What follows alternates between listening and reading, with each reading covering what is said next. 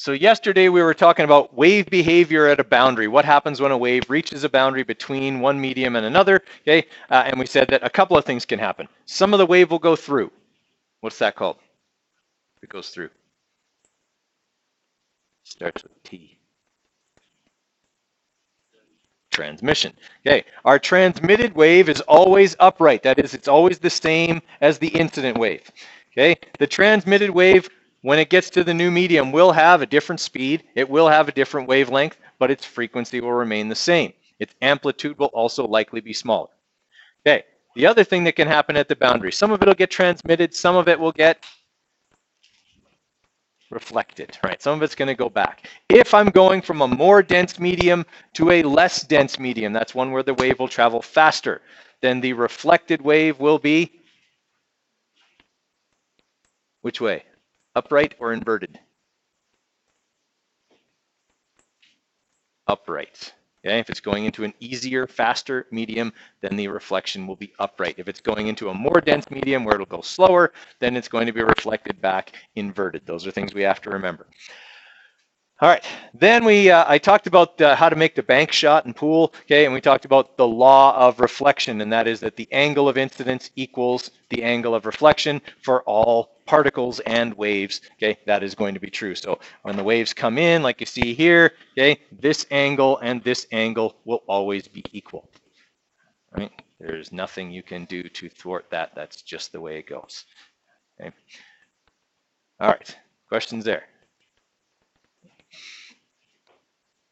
Now, we got to talk about refraction. Refraction is another behavior of waves that they can exhibit when they reach a boundary. Okay? Refraction only happens if the wave comes in obliquely. Okay? That is at an angle other than straight on.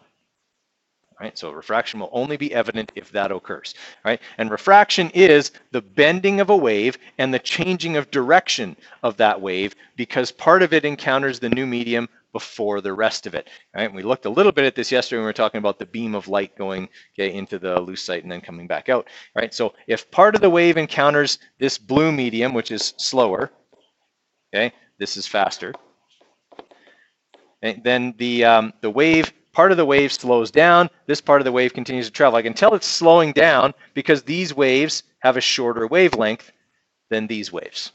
Everybody with me there? Right? So as those waves continue to travel forwards, more and more of that wave gets into the new medium, but it's being pulled in the direction of the slower part of the wave, which causes its direction to change from that way to this way.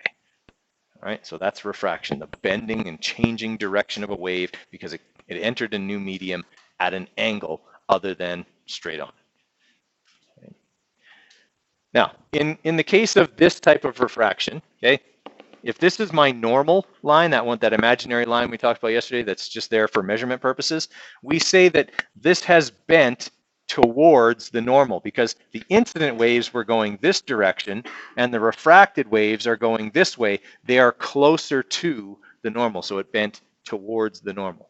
Right? If it was going the other way, so if we just reversed this situation and said, I've got waves traveling out of the slow medium and into the faster medium, okay, my incident waves would be going this way, but my refracted waves are going this way, so they've bent away from the normal. All right, so if it's going from slow to fast, it bends away. If it's going from fast to slow, it bends towards. Okay, it gets slowed down and pulled inwards. All right, I'm going to show you a couple of quick videos here on refraction, okay, and just so you can kind of see some evidence of it. Okay. So for this part here, we can see the waves are out here in the ocean, but as they get close to shore, they're being kind of spun this direction. Out here, these waves are really, really long because this part's probably really deep. But right here next to the shore, it's quite shallow. So these slow down and these get pulled around and kind of into that cove as a result. Okay. All right, last behavior waves we got to talk about is diffraction. Okay? Diffraction is something that only waves do. Particles do not do this. Okay? Particles reflect, particles refract, but waves do not. Particles do not diffract. Only waves diffract. Okay? So diffraction is the bending of waves around an object or through a narrow opening. right? We used to have a really good example of this back when we first came into the school. Okay, there were no doors on the bathrooms. You know, it probably seems weird to you, but there were no doors on the bathrooms. Now, being right across the hall from a bathroom became problematic because of diffraction. Any sound that occurred inside the bathroom, and I mean any sound, okay, could be heard very clearly in my classroom if the door was open, because there was a narrow opening from the bathroom and a narrow opening to my room. So sound waves would be created in the bathroom and they would go to this narrow opening. The sound waves would look like this when they get to the opening, but as they interact with the door, okay, or the space that where the door is now, okay, they get slowed down on the edges, but not in the middle. So they end up coming out of the door like this.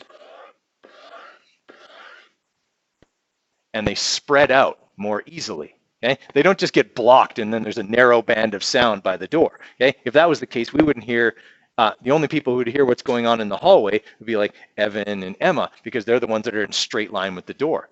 But we can all hear what's going on in the hallway, because as it comes through the door, it goes from being a small straight wave to doing this and spreading out to fill the entire room.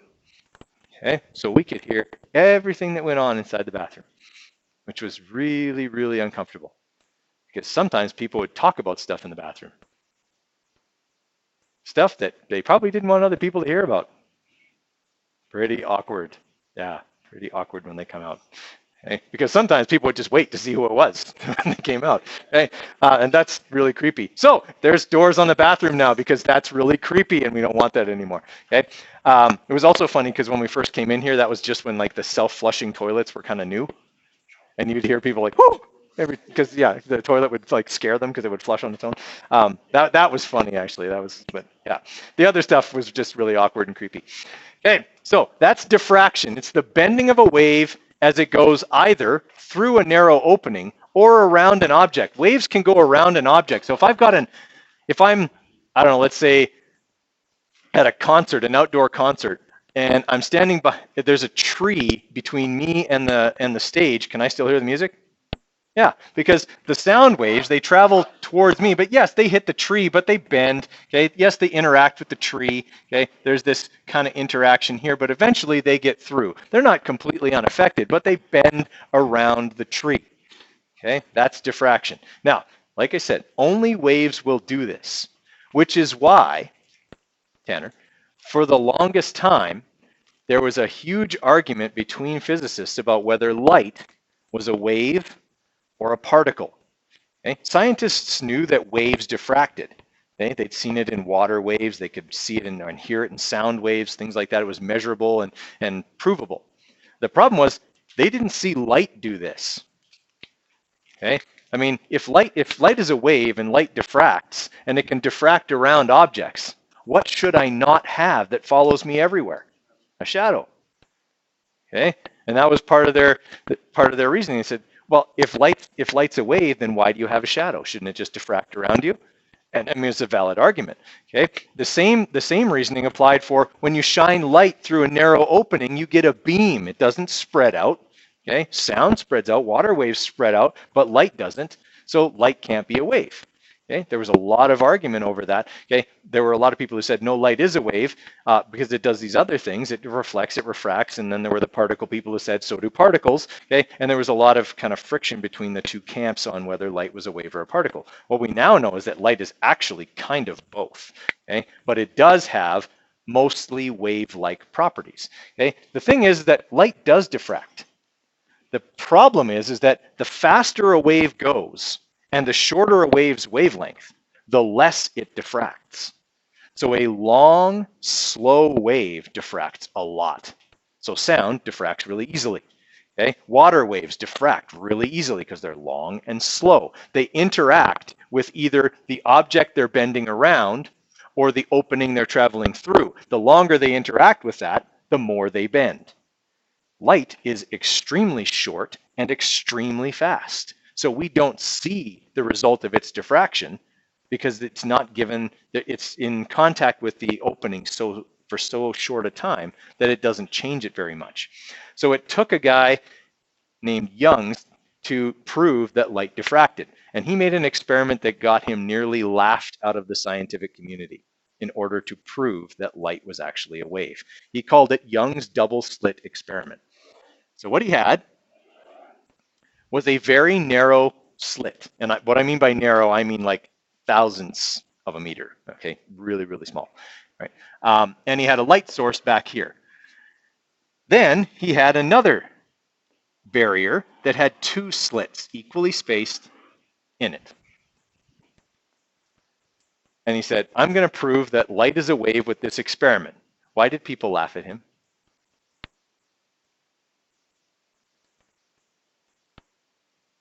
What did everyone say the light was going to do?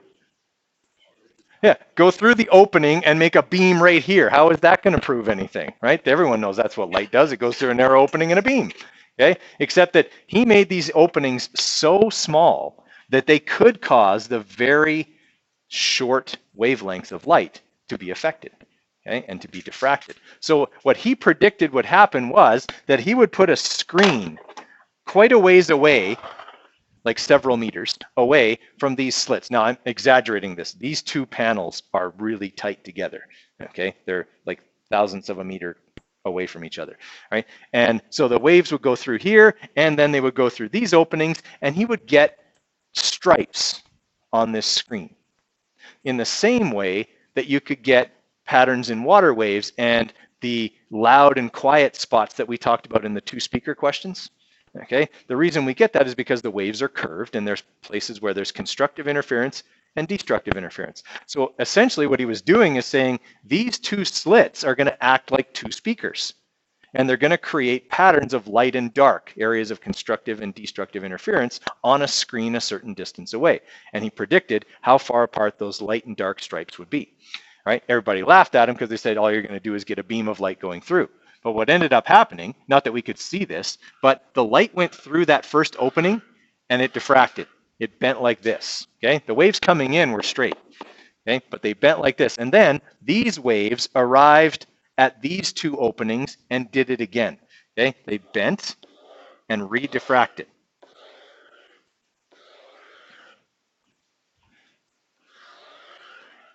Right? But they acted like they were two different sources of light. Okay, so everywhere on the screen where two waves would overlap, he would get a light band. Anywhere where a crest and a trough interacted, he would get a dark band. Okay, showing that light clearly diffracted. First off, it got through his like laugh me out of science box that he built. Okay, and then secondly, that it actually showed areas of constructive interference and destructive interference, just like waves always do. Okay, it was unarguable. It was absolutely definite proof that light was a wave. Okay? There was no way to refute the findings of that experiment and say that light was still a particle. Okay? Now, what we found out later is that light is actually made up of tiny massless particles called photons. Okay? They do certain things, but it still behaves like a wave. Okay? All right, so that was Young's double slit experiment that proved this whole idea of diffraction. Okay, so if, like I said, if I was at an outdoor concert and there was a tree or a post, I'd still be able to hear the sounds because the waves would diffract around it. Okay, if I was out here, there was a narrow opening like a door, and I'm standing in here, I can still hear the sounds because it will diffract. All right, now diffraction is not perfect. Okay, if I'm standing right here, how likely am I to hear what's going on in the hallway through the door? Less likely. I mean, the sound will still diffract, but I'm kind of behind the area where it would effectively do that. Okay, the further out I move, the better it'll be because the waves will have had time to bend and reach me. But the closer to the wall I am, the less I hear through the door. Okay, everyone okay with that idea? All right. So the big things that affect diffraction, okay, are wavelength and speed. Okay, and so we'll say longer wavelengths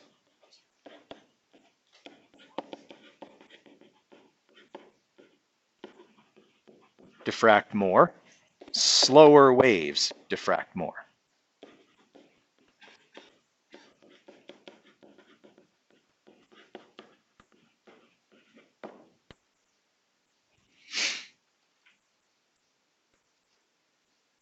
right? So if you have a really fast, really short wave like light, okay, you don't see it diffract very much. Okay? And we use diffraction to make things like polarized lenses. Right? If you've got a pair of sunglasses with polarized lenses, okay, it's effectively a diffraction grating, which is a bunch of very small slits that only allow like certain wavelengths of light effectively to get through to your eye, okay, which makes it easier on your eyes.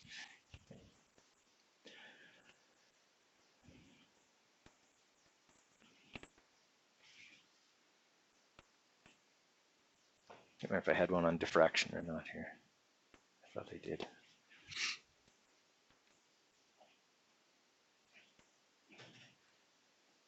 No, I guess I don't.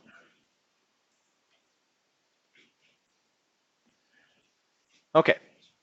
Everybody all right on how diffraction works? Yeah?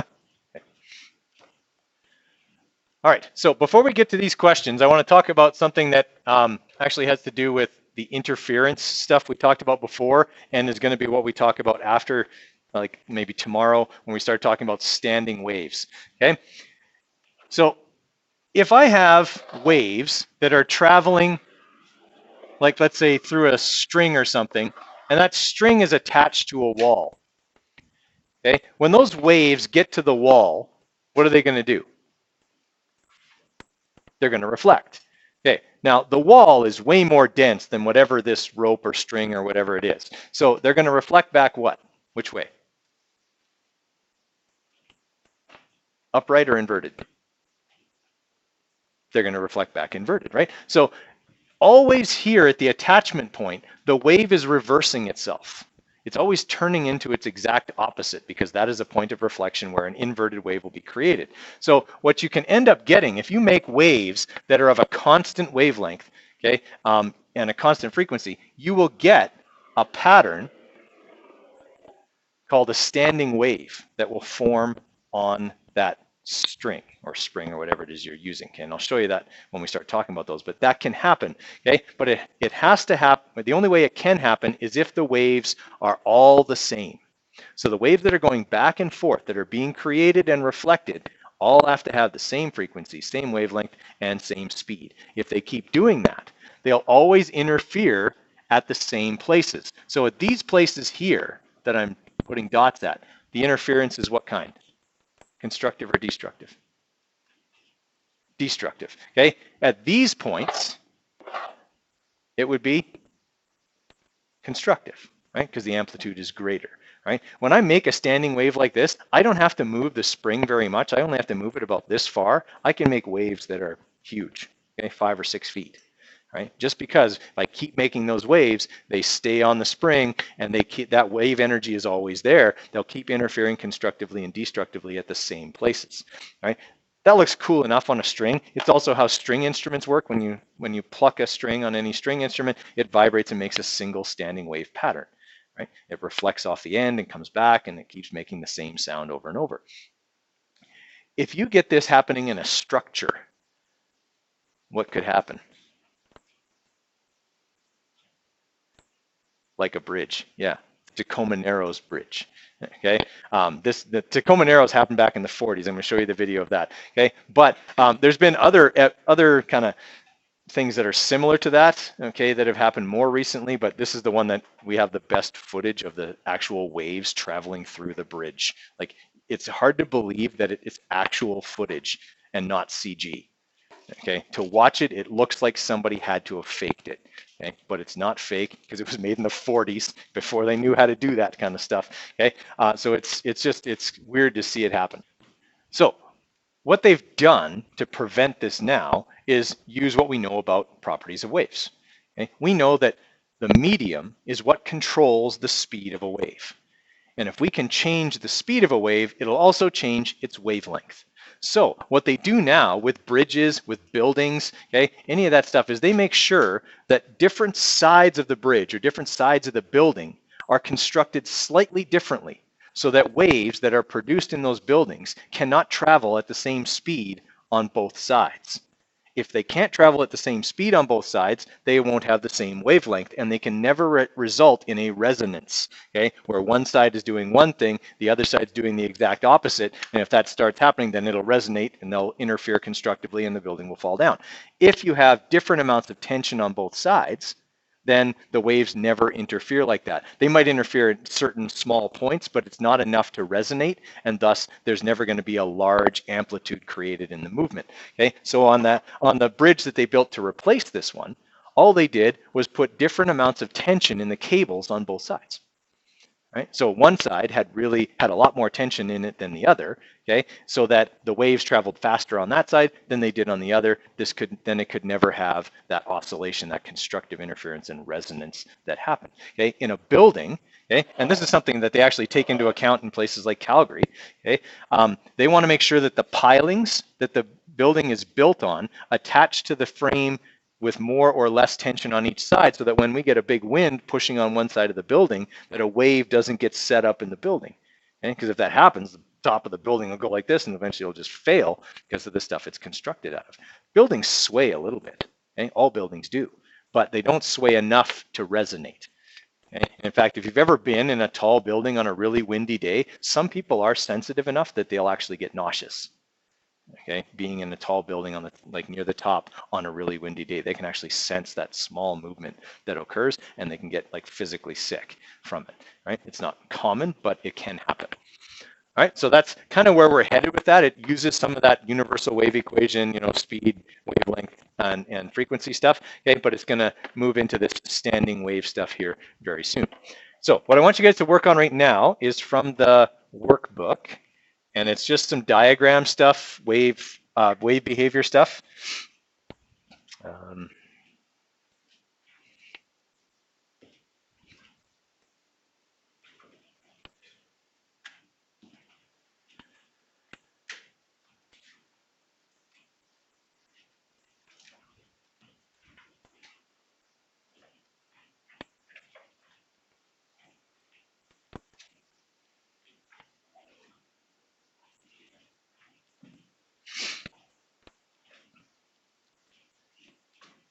Okay, so it's going to start here on page 4, bottom of page 4. It says waves in one dimension worksheet, right?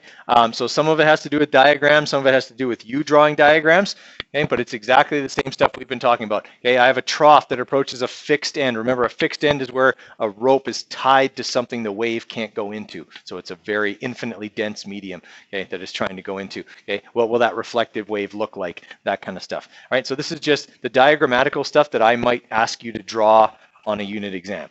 Okay, like I might ask you, draw me a sketch of 2 waves before, during, and after complete destructive interference, or total constructive interference, or whatever. Okay, you've got to be able to draw those diagrams. So that's what this stuff is about. Okay, let's have you guys get started on that. Like I say, it starts on page 4, goes to page 5, okay, and ends there at the bottom of page 5. So there's 11 questions. Obviously, I can't show them all here on the board, so you may need to call it up on your phone if you want to see the rest of it. Okay, so let's work on that, and then hopefully we should have time to be able to go through all of this before class ends. Okay, guys, let's look at just maybe the first 2 or 3 questions here, just so we can establish that we know what we're doing. Okay. In the first question here, they want us to draw a sketch of a trough that's approaching a fixed end. So it's tied to a wall or something that can't move or oscillate. Okay, so a trough looks like this, right? It's downwards, and it's traveling towards this fixed end.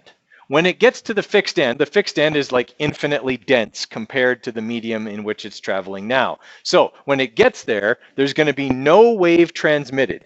It's all going to be reflected. Now, because it's more dense, that reflection will look like what? It'll be inverted, right? So it'll look like this. And it'll be traveling back the other way, all right? That's what it looks like when you have a wave reflect off of a fixed end. It reflects inverted and it goes back the other way. So a trough becomes a crest and it goes back. Everybody all right with that? Okay, for question number 2, it wanted us to draw 3 sketches showing waves before, during, and after complete destructive interference. All right, so in destructive interference, the waves are going to what? They're going to cancel. So a before picture might look like this. these waves are traveling towards each other. Okay? During destructive interference, it'll look like that because they'll completely cancel. Okay? Some people will draw like dotted lines in to say, well, there's where the waves are right now, but they're canceling. Okay? And then the after picture will show the waves traveling on afterwards as though nothing happened. Okay? Before, during, and after. Right? Questions on how those two worked? How many people have done number 3? Okay. So this is exactly what I was saying to you might end up on a unit exam. Right? I've got this sketch here. It shows a pulse that's up, so a crest approaching a boundary. So the line here is a boundary. This is a different medium than this is. Right? A little while later, this is what I see. I have a wave that's a trough traveling back in the first medium. And I have a very small, short wave traveling forwards in the second medium. Okay, so is the second medium more or less dense than the first? It's more dense. Okay, 2 things tell me that. Okay, here's what those 2 things are. I have an inverted reflection. That's thing number 1. Okay, that's sign number 1 that is more dense than the first because I got a reflected wave that was inverted. The second thing that tells me this is more dense is the wavelength went from this to much shorter. If the wavelength gets shorter, that means that the wave slowed down, and it only does that in a more dense medium. So there's 2 things there that tell me the second medium is more dense than the first. All right. Questions on that one?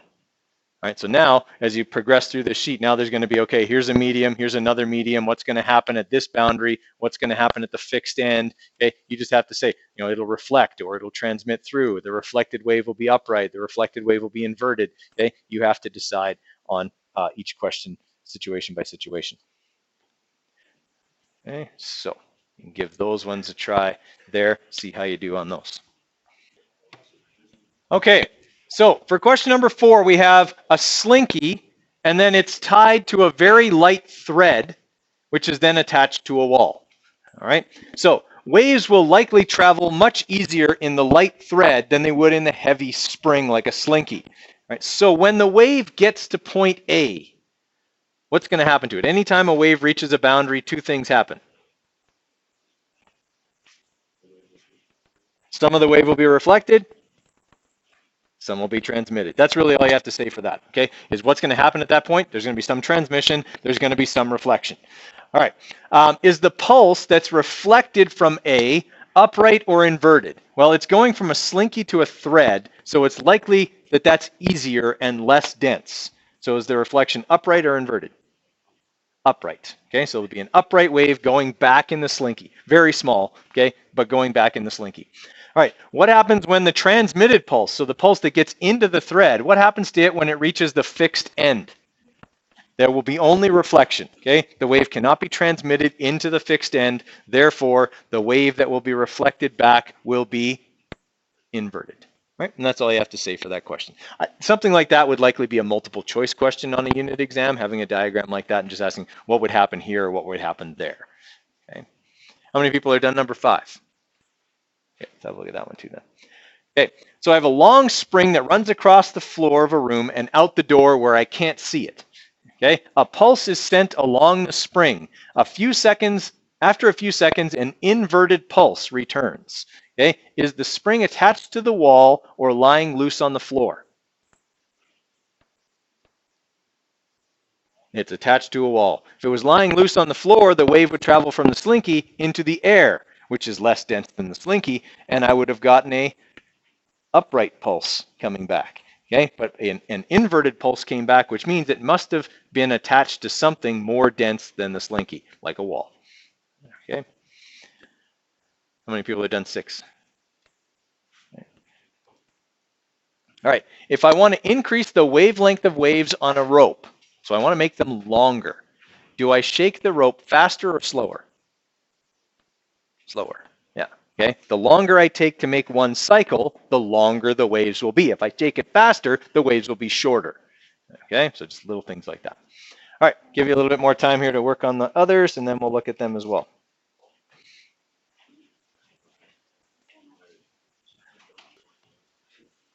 Okay, let's have a look here at number 7, because I sense most people are past this one as well. Okay, so what happens to the pulse when it reaches point A? Well, same thing as when we had the spring and the thread. Some of it's going to be transmitted, and some of it's going to be reflected. All right, this rope is thicker, which means it's more dense than this rope. So is my reflection off of A upright or inverted?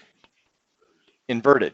Okay, I'm going into a more dense medium, so I'm getting an inverted pulse coming back because this is more difficult to travel in than this is. Okay, same thing for when I get to B. B is a fixed end. It's an infinitely dense medium. When it gets there, it will reflect only, and it will reflect upright or inverted. Inverted. Okay. All right. One word answer.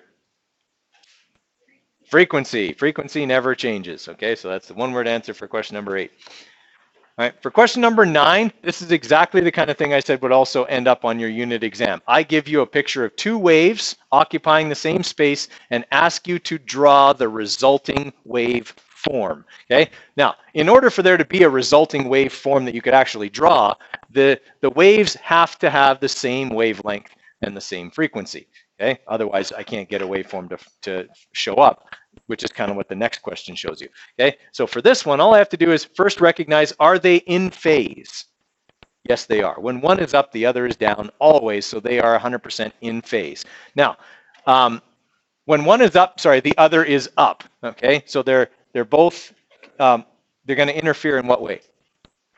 Constructively. All right, so to draw this waveform, really all I need to do is look at the points that I have, okay, and kind of add them together. So at this maximum amplitude here, I've got one of them having an amplitude of 4, the other having an amplitude of 2. So my resulting waveform is going to have a maximum amplitude of 6, a maximum amplitude of -6, 6, -6, whoops, and +6. So now all I have to do is just draw a wave that does that. Okay, I have to make sure that it, whoops, goes through equilibrium where that one does. Okay, and just kind of follow that trend as I draw the resulting waveform.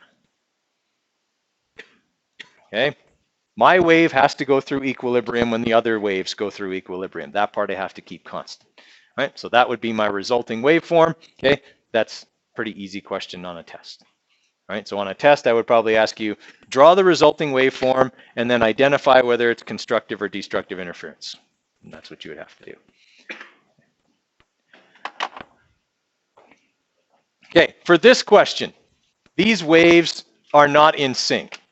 Okay, they have nothing, they don't have wavelength in common, they don't have frequency in common. Okay, they may be traveling at the same speed, but we don't know that for sure either. Okay, all we know is that they're definitely not going to make a resulting waveform, and that's fine because that's not what the question wants to know. The question just wants us to identify whether this is constructive or destructive interference at various points. So the first point is point G. So that's right here. When one wave is up, so is the other. So is that constructive or destructive?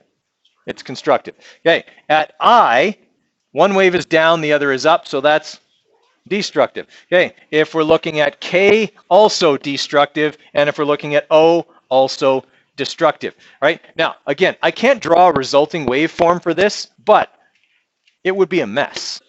Okay, which is why if this kind of interference was occurring, this would be a time when you'd lose your cell phone signal, okay, or something like that. Like everything would be garbled because they're interfering kind of randomly with each other and not producing any coherent waveform for you. All right, I assume people are probably still working on the 2-speaker question. Okay, remember we talked about those before Christmas. Okay, what determines whether you hear a loud or quiet sound is the difference in the number of wavelengths from each speaker. Okay, if from one speaker it's like 3 wavelengths and the other it's 10 wavelengths, that's still going to be constructive interference because they're going to meet in phase with each other. But if one travels 3.5 and the other travels 8, then the difference is a half a wavelength. One's going to be a trough, one's going to be a crest, and we're going to have destructive interference. Okay, so that's what determines that. What you have to figure out is that the situation that's going on? Okay, so things you have to calculate are things like wavelength, how far they both travel, how many wavelengths are in that path, and then subtract. Okay, and see if you get a half or a whole number. Okay, so we'll probably talk about that one at the start of class tomorrow because I don't know if we'll have time to do it today. Okay, but you guys can work on it right now.